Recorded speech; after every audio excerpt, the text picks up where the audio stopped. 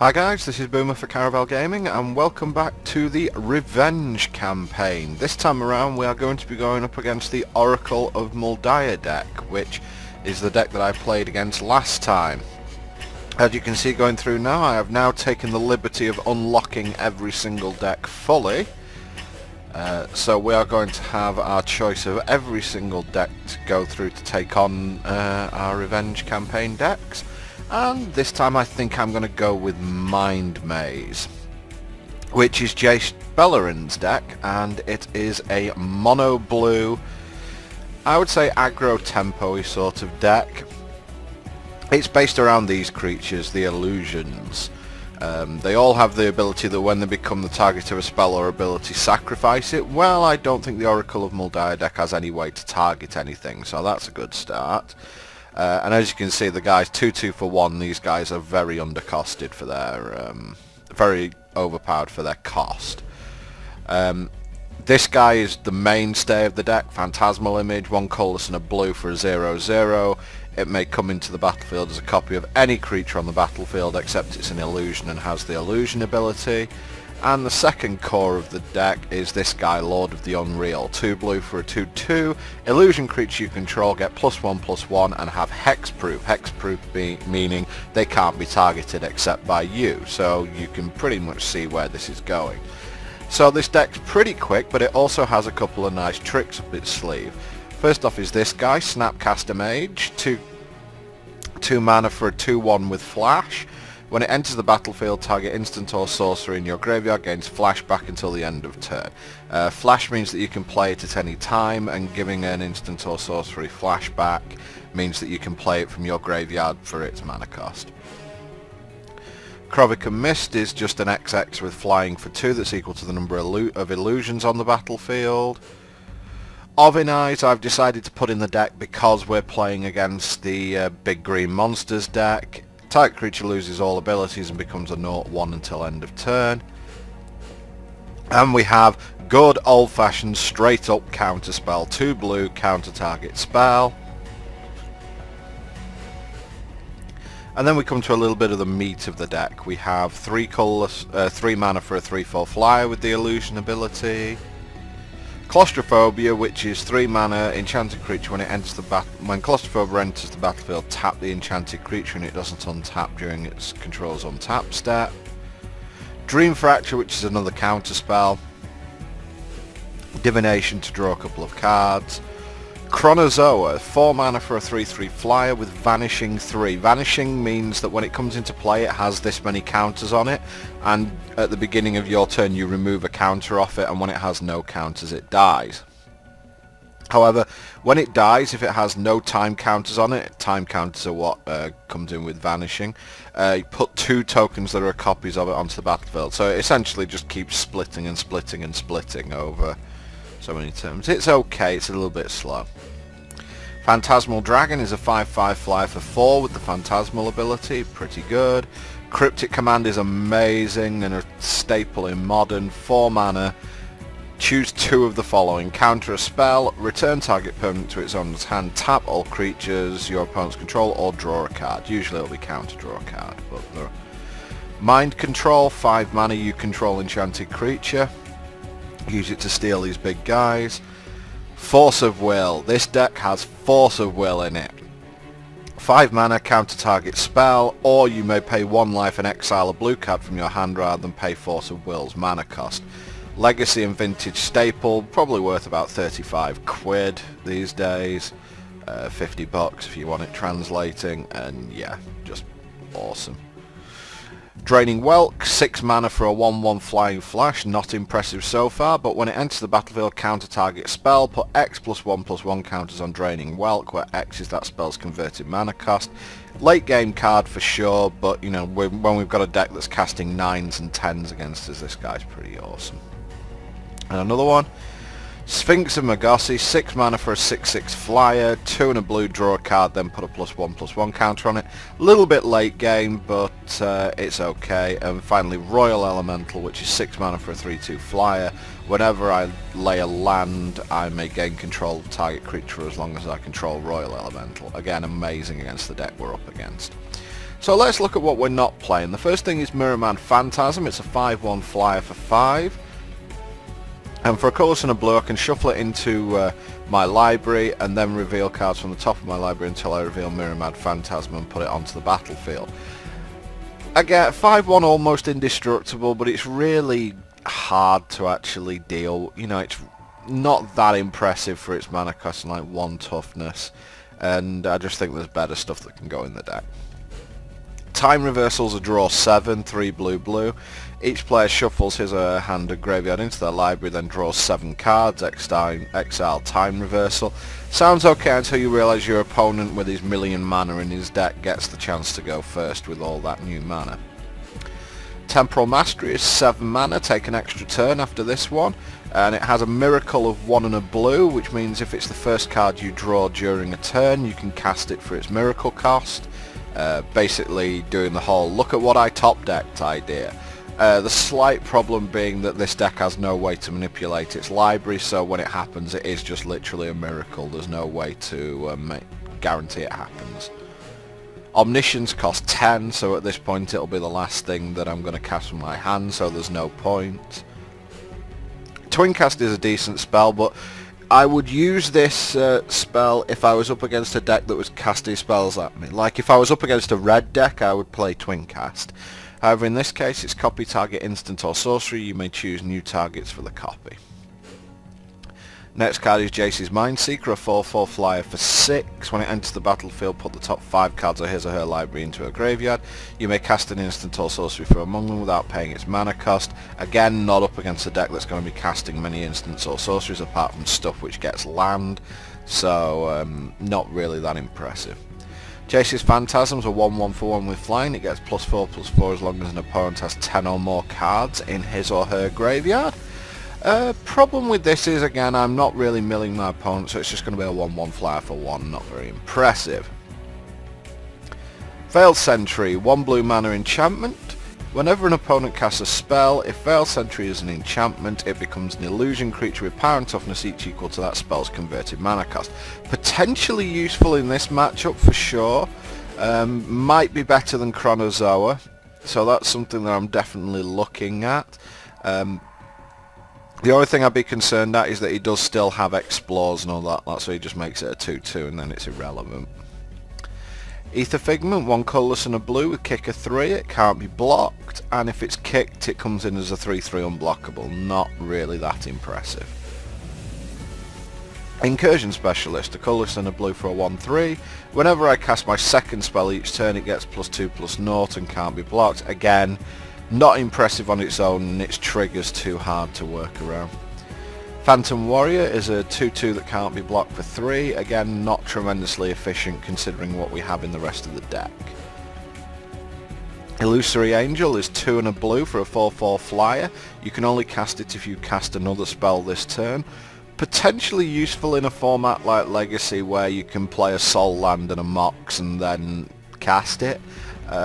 However, in Legacy, if you're playing Soul Lands and Moxes or Lotus Petals, you're probably going to want to cast Show and Tell rather than this. So, really hasn't seen play in any format at all. Halcyon Gaze, 3 mana for an enchantment. Whenever you cast a creature spell, it becomes a 4/4 flying creature until end of turn.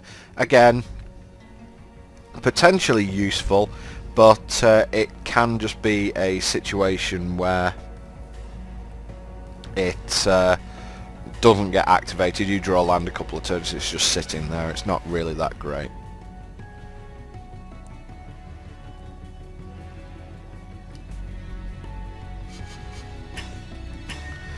Etherplasm, 2 and 2 blue for a 1/1. When it blocks a creature, return Etherplasm to its owner's hand. If you do, you may put a creature card from your hand onto the battlefield, blocking that creature. Pity I don't really have anything big enough for Etherplasm to be useful. Staff of the Mind Magus, it's one of these staffs, 3 mana. Whenever I cast a blue spell on an island, enter the battlefield under my control, I gain 1 life, not useful. 4 unsummons, I don't really want to be returning anything to his hand. It's not really that type of situation. I might put them in if I feel like the game gets to a point where I am very short on damage and maybe unsummoning his guy is okay, but for the moment I'm going to leave these in the board, although I can certainly see using them. Gossamer Phantasm's a pretty efficient flyer, but again it's not that efficient compared to everything else that's in the deck, so I'm going to leave it for now, but I can certainly see using it. Blind Phantasm is just a 2-3 for 3, not very exciting at all. Cancel, I was definitely thinking of playing. In fact, yeah, Chronozoa is just really not floating my boat here, to tell you the truth. Yeah, I'm actually gonna put the 2 councils back in, because I feel like the deck that we're up against only has about 4 spells that we care about. It certainly doesn't have that many spells we care about, so I think that playing a few more counter spells is going to be a good idea. Frost Breath, 2 and a blue, tap up to 2 target creatures, they don't untap, not really that useful in this match. Wistful Thinking, target player draws 2 then discards 4, it's basically just a blue Mind Rot and not a particularly good one. Phantom Beast is 4 mana for a 4/5. With the illusion ability, I think I've just got better stuff to use. Disorient, target creature gets -7, -0 until end of turn. 4 mana's a lot to spend on an effect like that. And finally, Leyline Phantom. If it deals combat damage, return it to its owner's hand. That's annoying. If I had stuff that would trigger off illusions, then that'd be useful, but at this point I don't. But you certainly can build the deck in a way to take advantage of it. Anyway, I don't want to go here, I want to go on to the Revenge campaign, and I am up against Girundar. Here we go. It'll be quite interesting to fight the Planeswalkers again when they're fully powered. They should be quite interesting matchups.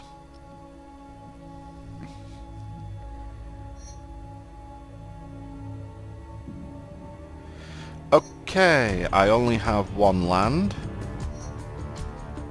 so I am going to mulligan that. 4 lands, quite a few, but that's okay. I'm not too upset with that. I would like a counter spell if I can get one. Yeah, that's 5th land was really not what I was looking to draw there. This deck should be being aggressive, not... The one card I really don't want to see from Girundar is Oracle of Muldaya. Sorry, that's Kalni Heart Expedition that he's playing.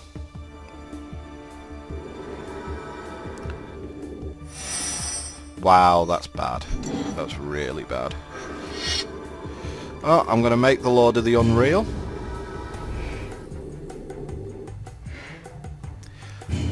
And then hope that I can draw something that isn't a land next turn. Is going to allow me to put some pressure on, because if I can't put any pressure on him, I'm just going to die, because his spells are just way bigger than mine. Okay, he's got an Explore. Means he can lay another land this turn, and he does. Does he have a Rampant Growth to go with it as well? No, he just has another Kalni Heart Expedition. Unless he drew that off the Explore, he really should have played that first. Okay, counterspell's great. So what I'm going to do is I'm just going to hold that up.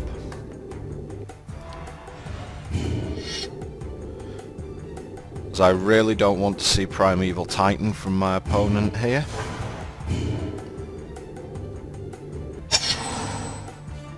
I don't want to see Oracle of Muldaya either, which would be, you know, either of them would be rather irritating, to be fair. I'm not sure Oracle matters too much at this point, because he's already got all the mana he could wish for. Yep, 2 Kalni Hearts triggering off each other there, so yeah, he's got all the mana in the world now, so it just depends what he's got to cast with it.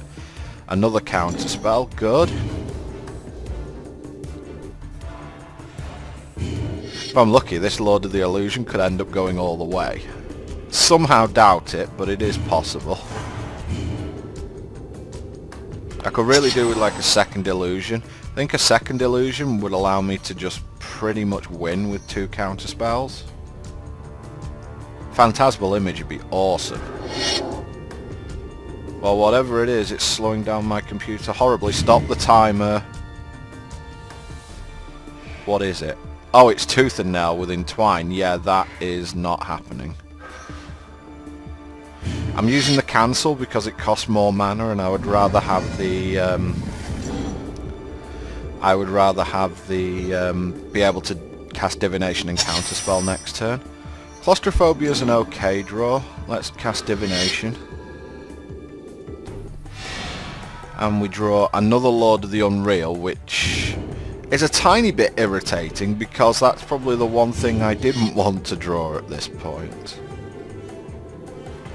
Because without an illusion, he's just essentially a grizzly bear, so he's not really doing me much. He's not really helping me much here. I think I can get rid of the Ovinizers as well. They're not too good. Avenger of Zendikar. Yep, I've got to counter that as well.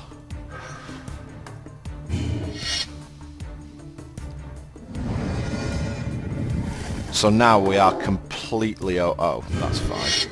Not really that bothered about that. Now we are completely open though, so... Ugh, really?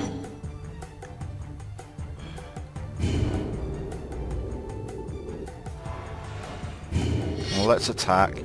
If he blocks, I'm going to Ovinize his guy. And he does, so... Let's just shrink his guy. Means he doesn't gain any life. It means I kill his guy. Unfortunately, I'm pretty sure the final thing in his hand is a spell. So, that's going to make things a little bit more difficult for us, unfortunately. Oh, and it's obviously Primeval Titan, isn't it? Okay, so he's going to get Eldrazi Temple and a Forest. And he has an Oracle as well. Perfect. And he has Eldrazi Conscription on top of his deck as well. Well, I've got double Claustrophobia, so we're just going to have to ride that, I believe.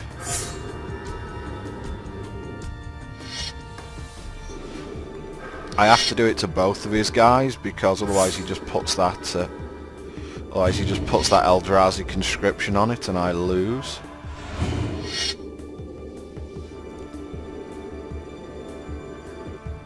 Okay, take 4. Could really do with seeing either a draw spell or something like a Draining Whelk off the top of my deck. Okay, he's got It That Betrays on top. Oh, he gets it from his deck, really? Okay. Jeez. I wish Oracle was that good when I had it. Another island.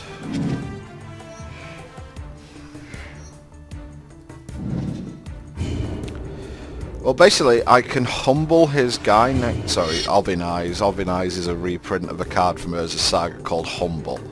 I can humble it next turn.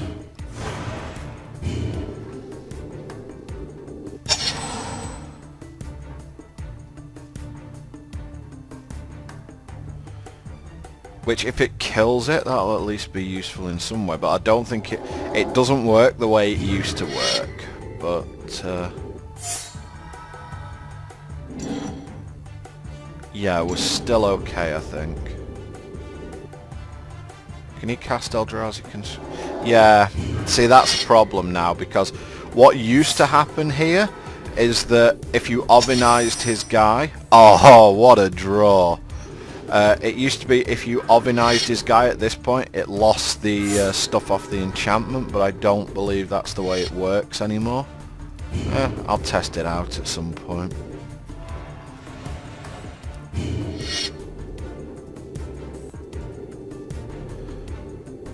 Pretty good draw. It's like winning with just 2 Lord of the Illusions is pretty stupid. However, he's going to get another Eldrazi this turn.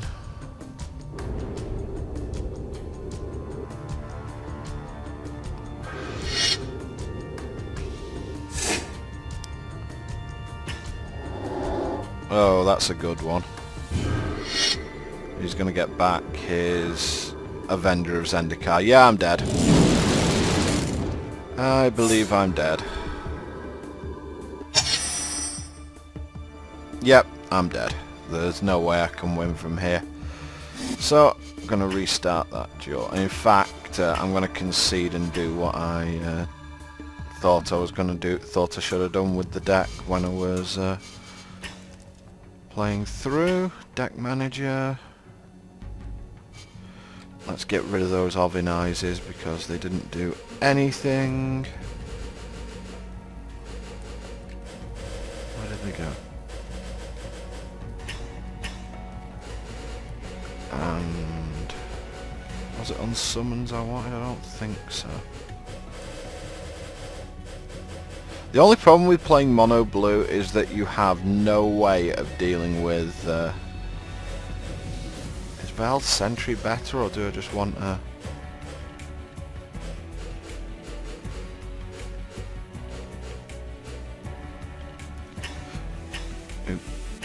Okay, we'll go with Veiled Sentry just to have some stuff down early. Ooh, I keep doing this. Yeah, Revenge Campaign. And Garunda. Admittedly, the Ovenizers weren't bad in that last game, but the problem was that I just had no pressure and of course I get no land at all. I just had no pressure whatsoever, so there was absolutely nothing I could do. This hand's insane, by the way. I have Lord of the Unreal, Phantasmal Image and Veiled Sentry.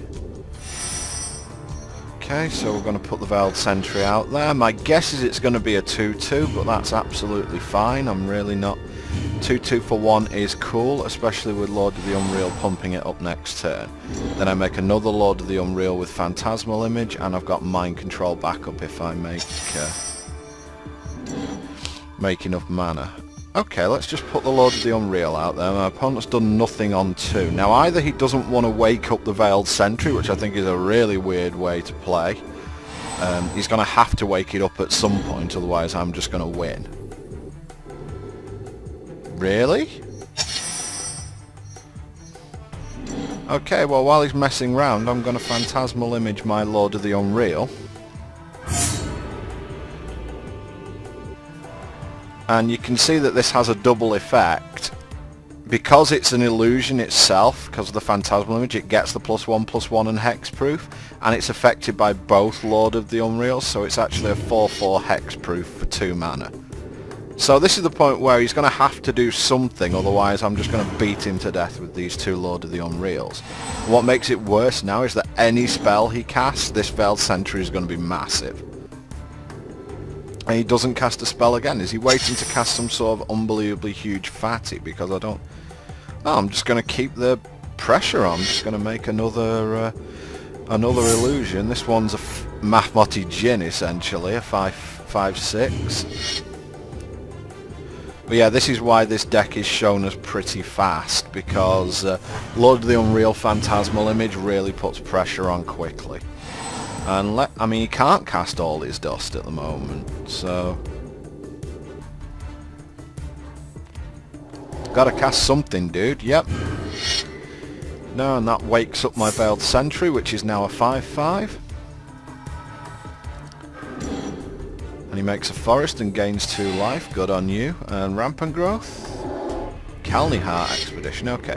So next turn he can make Primeval Titan, which is a little bit worrying. Not going to deny that. But let's lay an island.